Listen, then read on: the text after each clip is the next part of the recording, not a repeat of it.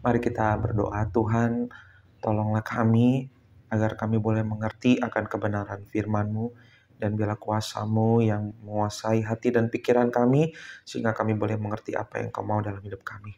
Terima kasih Tuhan, hanya dalam nama Tuhan Yesus kami berdoa. Amin. Shalom teman-teman semua. Pada kesempatan ini saya akan membawakan kebenaran firman Tuhan yang terambil di dalam perjanjian lama dan juga perjanjian baru, di mana ayat ini adalah saya mengambil dari lectionary kita ya beberapa minggu lalu di morning prayer, di mana saya mengambil dalam Yesaya 50 ayat 4 sampai 10 dan Injil Lukas 13 ayat 22 sampai 30. Nanti teman-teman semua boleh membaca di dalam Alkitab masing-masing. Dan saya memberikan tema yaitu Tuhan sedikit sajakah yang diselamatkan.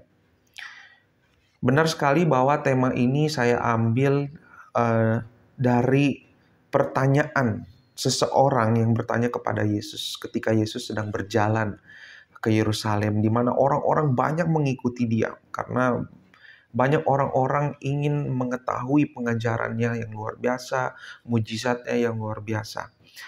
Nah, pertanyaan ini sebenarnya dilontarkan oleh seorang yang saya pikir adalah orang yang mengerti sekali tentang kepercayaan orang-orang Yahudi, di mana mereka menyadari bahwa mereka ini adalah orang-orang yang telah dipilih Tuhan. Secara otomatis ketika mereka tahu bahwa mereka adalah orang pilihan Tuhan, umat pilihan Tuhan, mereka menyadari bahwa hanya mereka lah orang-orang yang diselamatkan oleh Tuhan. Sehingga pertanyaan ini sebenarnya mengibaratkan bahwa Tuhan sedikit sajakah orang yang diselamatkan? Artinya dia mau bertanya kepada Yesus. Yesus, apakah hanya kami saja yang akan diselamatkan? Nah, oleh karena dari dasar inilah Yesus mau mengatakan kepada mereka jalan yang sebenarnya harus mereka lakukan. Karena bagi Yesus itulah tujuan dia datang ke dunia ini. Ya, bahwa ketika orang belum percaya kepada Yesus, bagaimanakah mereka bisa diselamatkan? Nah, oleh karena itu dari pemahaman orang Yahudi yang bertanya kepada Yesus ini, Yesus mau menjelaskan bagaimana dan caranya ya untuk mendapatkan keselamatan itu yang mereka sendiri pun belum tahu mengenai hal itu. Seperti ilustrasi, saya pernah pergi ke sebuah mall gitu ya. Saya yakin beberapa dari kita pernah pergi ke sebuah mall. Di mall itu saya bertemu dengan orang-orang yang menjual parfum ya, menawarkan parfum. Ya, biasa kalau saya lewat pasti mereka akan memberikan sampel wangi parfum itu dan lain sebagainya. Ada seorang mbak datang saya, "Pak, tolong coba dulu ini parfumnya wangi, enak wanginya," gitu kan. Lalu saya spontan saya bertanya kepada dia, "Mbak sendiri sudah pernah pakai belum parfumnya?" Dan mbaknya yang menjual itu dia katakan, salesnya itu mengatakan bahwa, "Belum pernah, Pak." Nah, dan sontak saya bertanya kepada dia, "Bagaimana Mbak bisa menjual produk ini sedangkan Mbak tidak pernah memakainya? Bagaimana Mbak tahu ini adalah parfum yang wangi, tahannya lama?" Gitu kan. Nah, saudara, di dalam kehidupan kita juga sedemikian. Pertanyaan yang dilontarkan oleh orang Yahudi ini adalah pertanyaan yang didasari atas ketidaktahuannya dia terhadap jalan keselamatan yang sebenarnya. Nah, oleh karena itu Yesus menjawab dengan luar biasa, Bapak Ibu sekalian, teman-teman semua. Di dalam ayat 24, Yesus menjawab begini, "Berjuanglah untuk masuk melalui pintu yang sesak itu.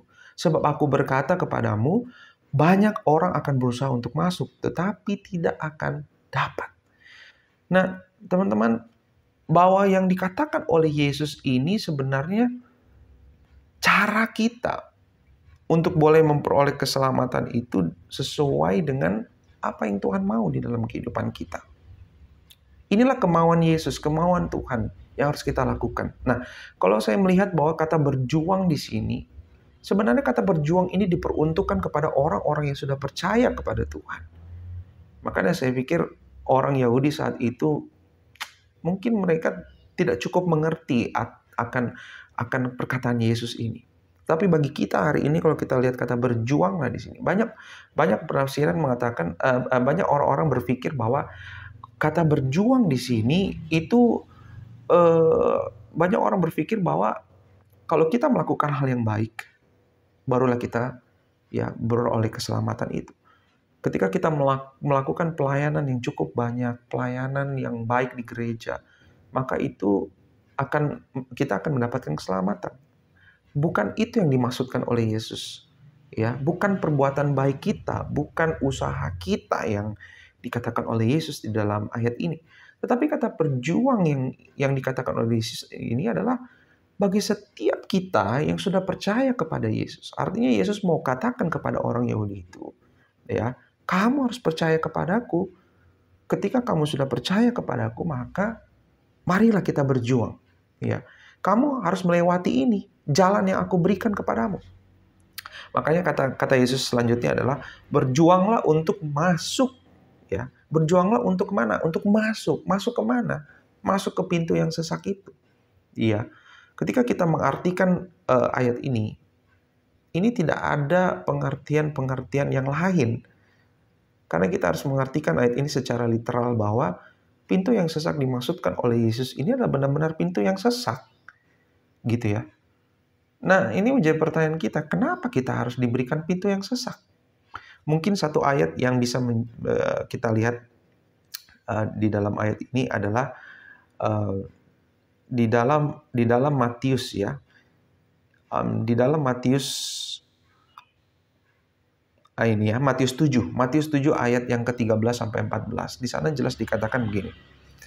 Masuklah melalui pintu yang sesak itu, karena lebarlah pintu dan luaslah yang menuju kepada kebinasaan.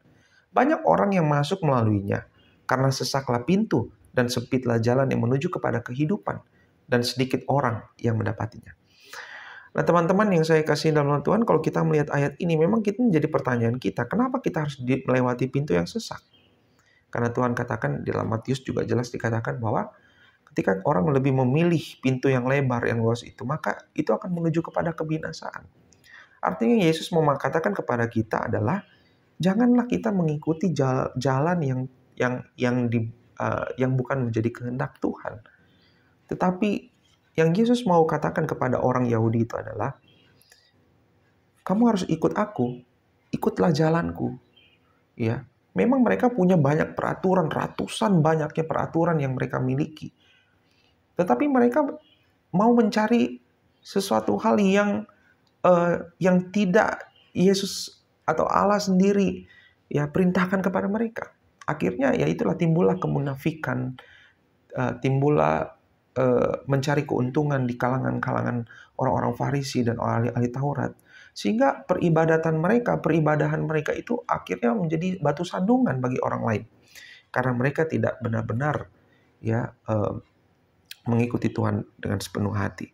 Nah, oleh karena itu kita lihat di sini Yesus mengatakan kepada orang Yahudi itu, berjuanglah.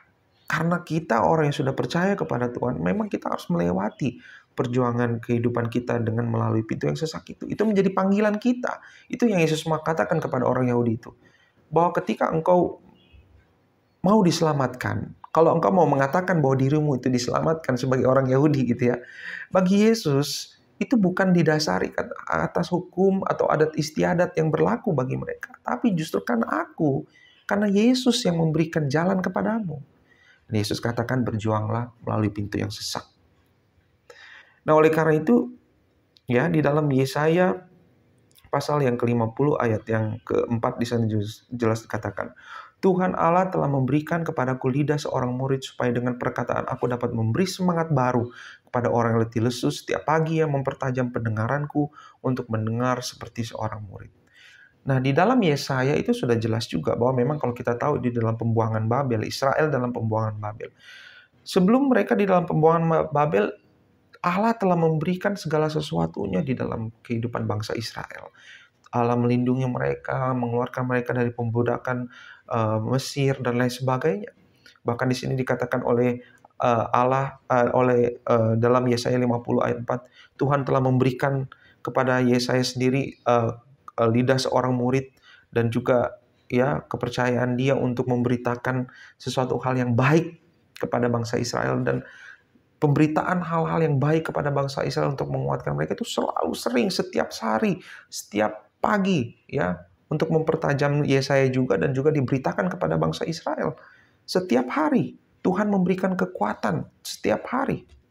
Kurang di mananya yang kurang ketika kita melihat bangsa Israel terus diberikan kekuatan. Nah, oleh karena itu ketika Yesus datang ke dunia ini, ketika orang Yahudi itu bertanya kepada Yesus, sebenarnya Yesus itu mau mengatakan begini kepada mereka bahwa kurang apa yang sudah diberikan kepada kalian gitu ya. Keselamatan ya dari generasi ke generasi, Tuhan telah melindungi mereka. Engkau adalah orang-orang pilihan Tuhan.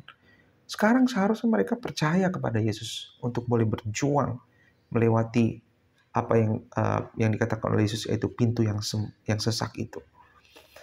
Nah, oleh karena itu, teman-temanku yang saya kasih dalam Tuhan, Yesus mau mereka mengikuti apa yang menjadi kehendak Tuhan. Kalau engkau mau diselamatkan, kalau engkau mengatakan, maksud saya adalah kalau engkau adalah orang yang mengatakan dirimu sudah diselamatkan, bahwa inilah jawaban Yesus, maka engkau harus berjuang. Ya, bagi kita juga pada hari ini, kalau engkau berkata bahwa aku telah diselamatkan, kalau engkau berkata bahwa aku telah diselamatkan, aku telah dibenarkan di dalam Tuhan, maka berjuanglah melalui pintu yang sesak ini. Sehingga pertanyaan orang Yahudi itu kepada Yesus, sedikit sajakah orang yang diselamatkan? Itu sebenarnya menjadi refleksi bagi kita. Kalau engkau telah mengakui dirimu diselamatkan, maka engkau harus berjuanglah. Berjuang artinya bukan mengikuti kekuatan kita sendiri, bukan mengikuti kehendak kita sendiri, tapi justru kita harus berjuang mengikuti kehendak Tuhan. Tuhan katakan melalui pintu yang sesak. Artinya pintu yang sesak ini bisa bicara tentang penderitaan kita di hari ini, ya, yang Tuhan izinkan terjadi, dan juga berbicara tentang ketika siksaan kepada orang-orang yang lebih mementingkan kebenaran di tengah dunia ini. Ya. Dan itu adalah menjadi panggilan kita. Ya. Kalau kita mau hidup dengan tenang dengan apa yang dikatakan oleh dunia ini, itu yang dikatakan oleh Matius 7 tadi, bahwa kalau engkau mau ikut pintu yang luas, pintu yang lebar dengan kenyamanan dunia ini, maka itu akan berujung kepada kebinasaan. Ya. Dan Lukas 13, Injil Lukas mengingatkan dalam ayat yang pasal 13 ayat 25, di sana dikatakan apa?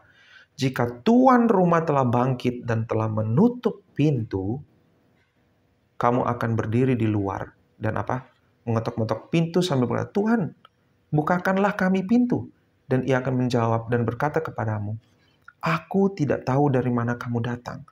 Maka kamu akan berkata, kami telah makan dan minum di hadapanmu, dan engkau telah mengajar di jalan-jalan kota-kota kami. Tetapi ia akan berkata kepadamu, aku tidak tahu dari mana kamu datang.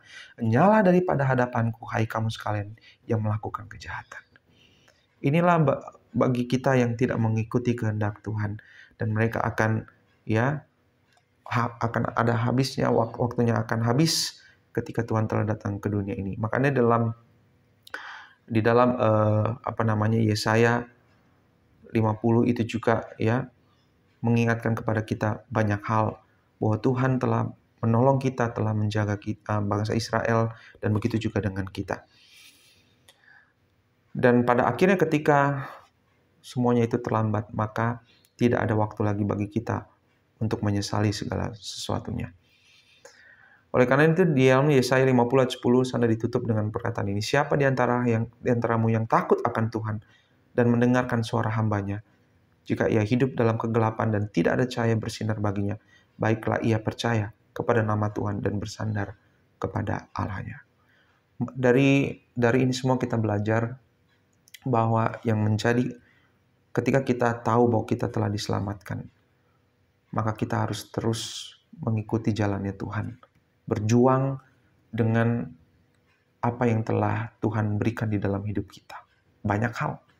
Dan kita harus melakukannya itu dengan segenap hati sampai kedatangan Yesus yang kedua kali. Kiranya firman Tuhan hari ini menguatkan kita akan iman kita kepada Tuhan dan panggilan kita dan bagaimana kita boleh terus berjuang melewati segala tantangan dan pergumulan yang kita hadapi hari ini. Mari kita berdoa. Terima kasih Tuhan untuk firman-Mu, kiranya firman ini menguatkan bagi kami semua. Dalam nama Tuhan Yesus kami berdoa. Amin.